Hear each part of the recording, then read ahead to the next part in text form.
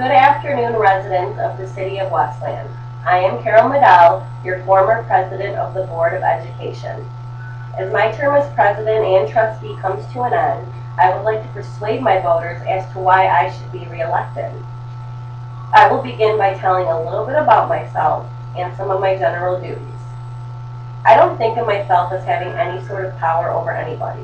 I am a team leader of 7 other trustees, and I treat every single one of my trustees as equals, including myself.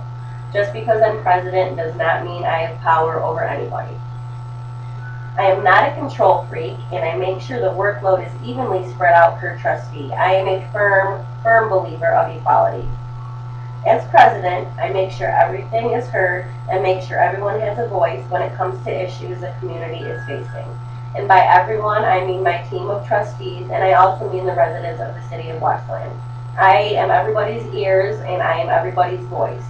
When you have something you need to address, you come to me, and I make it known to the state representatives. Before my term began as president of the Board of Education, I was a teacher in the Wayne Westland Community School District. There has been a huge difference between schools now and schools 10 years ago, and I can even see that since I have been a teacher for over 20 years.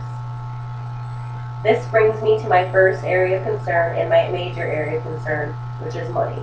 Financing does not come to us like it did 10 years ago. With the loss of revenue closing local businesses and having abandoned buildings that have been standing for years, the schools have taken a huge pay cut. We all know that financing for the schools comes from the tax money.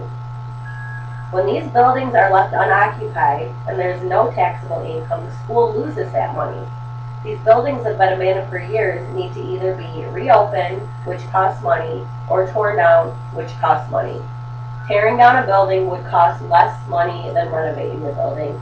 We need to give other businesses a chance to come in, start their business, and get that taxable income so the schools can start getting back on track with their financial situations. Where do we get this money from? Where do we get the money from to tear these buildings down? We can't dig up mason jars from the community's backyard anymore. That money was gone years ago. When Plan A has expired, we have to think of a Plan B, and worst case scenario, a Plan C. The community has had to take a huge loss in the year of 2009 when we had to close 6 out of 11 elementary schools to save $5 million out of an $11 million deficit. If elected back in as president of the Board of Education, I will continue to work on this issue.